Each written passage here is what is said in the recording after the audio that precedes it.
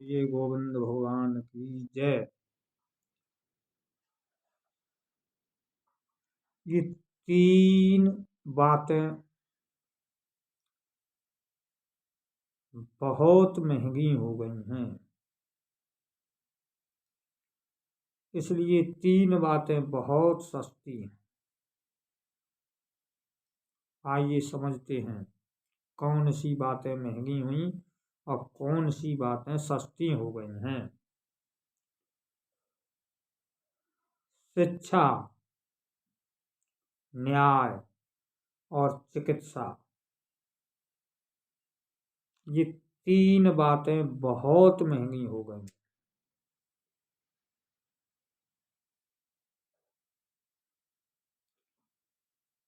तो तीन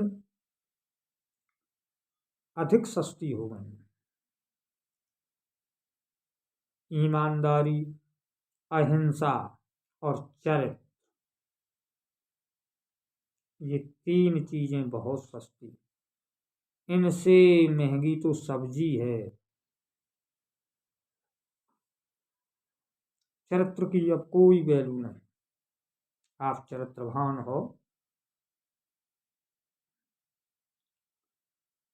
कोई वैल्यू नहीं। आप ईमानदार हो, कोई वैल्यू नहीं। आप अहिंसा व्रत लिए हुए हो, कोई वैल्यू नहीं। ये तीन चीजें बहुत सस्ती हो गई, जो कुछ समय पहले बहुत महंगी थी। तीन बातें, और ये तीन बातें बहुत महंगी हैं। शिक्षा, न्याय और चिकित्सा। चिकित्सा कराने में व्यक्ति कामयाब नहीं है। हर व्यक्ति का बस नहीं है जो अस्पताल में रह सके या जा सके।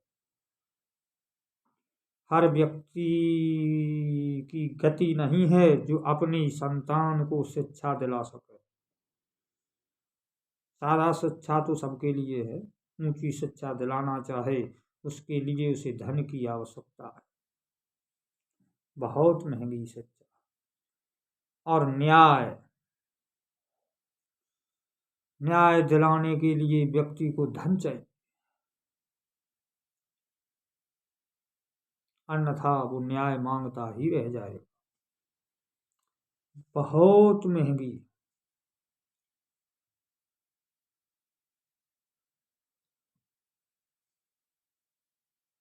इसी वजह से ये तीन चीजें सस्ती हैं। सत्य का भान न होने से, सत्य का बोध न होने से ये तीन चीजें, ये तीन बातें महंगी और ये तीन बातें सस्ती हो गई। इनमें से सत्य ही मेन है। यदि सत्य का बोध हो जाए तो वो तीनों बातें सस्ती हो जाएं और ये तीनों बातें महंगी। चरित्रवान बनने से क्या होगा? न संतान पढ़ सकती, न इलाज हो सकता, न न्याय मिल सकता। ईमानदार होने से क्या होगा?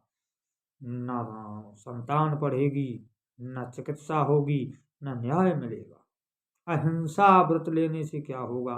न संतान पढ़ेगी, न न्याय मिलेगा, न चिकित्सा होगी। पर धनवान होने से ये तीनों काम होंगे। किसी भी प्रकार से धन एकत्रित कीजिए, आपकी संतानें पढ़ेंगी, आपको न्याय मिलेगा और आपकी चिकित्सा होगी। तो फिर ये तीन चीजें अपने आप ही सस्ती हो गई, ये तीन बातें अपने आप ही सस्ती हो गई और ये तीन महंगी। यदि ये तीन सस्ती हो जाएं तो ये तीन महंगी हो जाएंगी, क्योंकि फिर व्यक्ति को मात्र अपना चरित्र बनाना है। संतान को ऊंची शिक्षा दिलाने का खटका खत्म,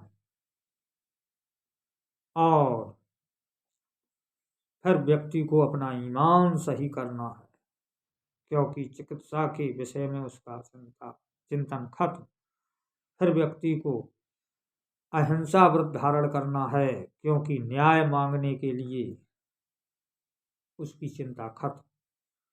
और ये तीनों चिंताओं की वजह से व्यक्ति अन्याय करता है, अहिंसा करता है, चरित्रहीनता करता है।